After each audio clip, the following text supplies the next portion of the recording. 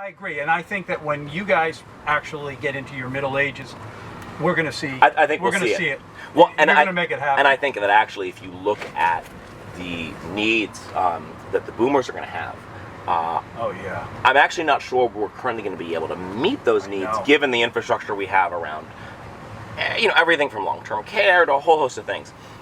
So if the system doesn't completely break down through that, I think you'll see, certainly among millennials and others, I think a real push to say, all right, there's a better way for us to do this, given that we're spending so much money already. I think this is also an issue. This is a wage issue and an employer issue. So employer-provided health insurance is a real huge expense on businesses, and I really think has been part of the reason why you've seen a real suppression of wages. Employers are spending more and more and more for this benefit with less and less benefits for the employee, but people's wages It's a scare tactic. Yeah. It's a scare tactic to allow people who want to keep the status quo and continue to make the kind of money. There is no way that you can convince me that the entrepreneurial spirit that we have in this country, and I travel all over the world, is going to be somehow squashed because you have to pay 10% more for a pair of Nikes. Give me a break. I think I read in Canada that every single person, on average, if you were to completely add it up, every single person pays on average $12,000 a year in health insurance that they get through their single payer system. So what I'm saying is it can be done. We should have it.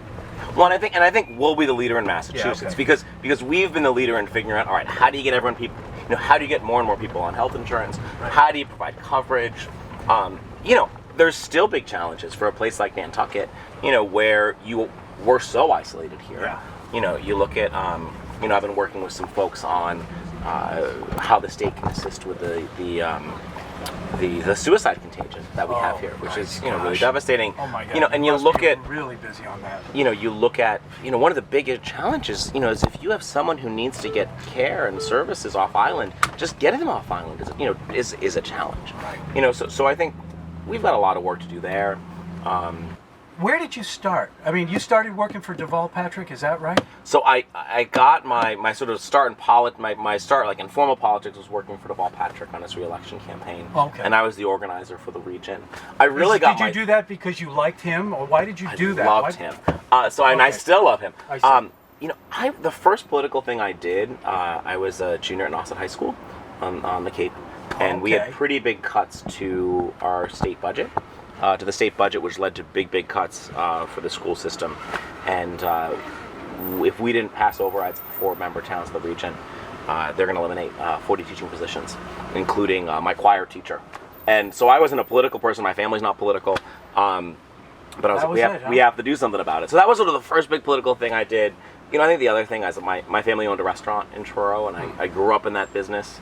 So, spent 14 years waiting on tables, which is, people ask me what this job is like. And I'm like, well, have you ever waited on tables? Yeah, right. It's kind of the same thing, People sometimes are a little nicer to you, sometimes a little meaner to you. But, then went to school in New York, but really working for Governor Patrick.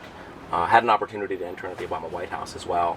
But after working on that campaign, was someone who had studied public health and been really passionate about public health, especially from a health equity perspective. Done a lot of LGBTQ equity and health work as well, and had this opportunity to work with some tremendous people at the Department of Public Health. And you look at the issues you deal with in public health. This is a department with 10 units and 100 programs. So you're dealing with all sorts of different challenges, from infectious disease to suicidality to prevention, environmental health, food sanitation. And I had an opportunity to serve as a liaison, to work directly with many of the legislators. And so you got to know them. And so I got to know them. I got to know how the process worked. And then when my predecessor announced that he wasn't, unexpectedly not going to run for re-election, and I started getting calls from folks saying, "Hey, I'm thinking of doing this," and I'm like, "Yeah, that's great." And then I'd get off the phone and be like, "Wait, you're cool, but you've been a selectman for 2 years. You don't understand how Beacon Hill works, or how you draft legislation, how you move it through the process." How do you build coalitions? When you look at the president, he didn't know how to do it, and he got elected. You can say whatever you want on my show. Listen, you could talk freely. This is ridiculous. That's the first time in my political career I've been compared in any way to Trump. I'm not really comparing. No, not comparing. I'm saying anybody can do it. I'm getting to a point too, and I'm glad you're bringing this up. But so you, I guess my question is, when you decided to run, how important? First of all, was the influence. Obviously, it was big because you knew a lot of legislators that could stand behind you and in different places help you. They liked you, so they thought you were the right choice. How did money influence it? So from a legislative perspective, very few to win. Legislators are actually like pretty cautious people, and actually that's part I would think they that's would actually part of the job, right? A legislature, it's an inherently deliberative environment, right? So the work that we're supposed to do, it's meant to be deliberative, right? It's structured from the Constitution. It's like structured that way, right? Which I think is important to remind. I like to remind myself of and people of, because I think right in the 21st century we want an answer. We want this executive kind of strong, decisive leadership. Look where that's gotten us. So actually, I received sort of little institutional support. Where I had a lot of support was from people who were like me. My friends who, I had worked as organizers with in the Patrick, campaign. People I had, kind of had watched me grow up as an organizer. That were activists in all of our communities. And, there's a few folks who put their neck out, for me early. And I think the experience piece was that I could give, I could really say to, I think, a skeptical voter who, looked at me as, all right, who's this 30-year-old guy from Truro? And I who's never really, who's you weren't a selectman. I've never served in a public office. I've never served in an elective office before this. And say, hey, look, I really understand what's involved in the job. I think money was a piece of it. Actually, probably one of the most helpful things is I, spent my childhood waiting on tables. Yep. So there was a bunch of folks who got to know me through that. Yes. And also, too, I think the LGBTQ community is one that we have figured out how, or specifically, I think, with marriage, and also with candidates, how you can really support candidacies. And so I think that made a difference as well. But probably I think the biggest thing we did, and I think the reason we won so convincingly in the primary and again in the general, is we just knocked doors. I mean, I knocked over 2,000. You did. We knocked over 22,000 doors. I interviewed you right down here. And you go and knock on someone's door, and you're like, hey, I'll talk to you. Yep. And I think that's kind of what I want in my representation. And I think a lot of folks, that really resonates with folks. So we'll be doing that again. The money and stuff, that's part of, that's sort of part of the business, but really is not, you look at you get out on the doors, and I just find it so valuable. You really get to feel and connect with where people are and what they're thinking and what they're worried about. Yeah.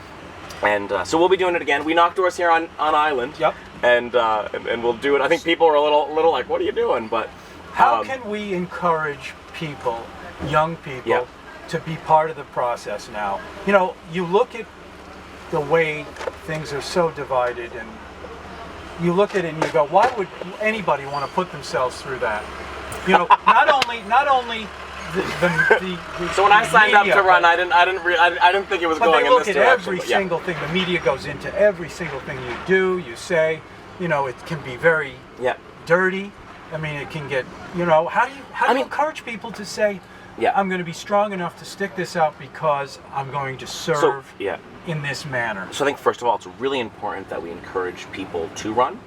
I think disproportionately, I see that people who tend to think of running without much encouragement tend to be boys. They tend to be white and straight. Mm-hmm. So I think, especially for women and minorities and for queer folks, really actively encouraging them to serve. Mm-hmm. I think you're seeing. Sure, well, anybody.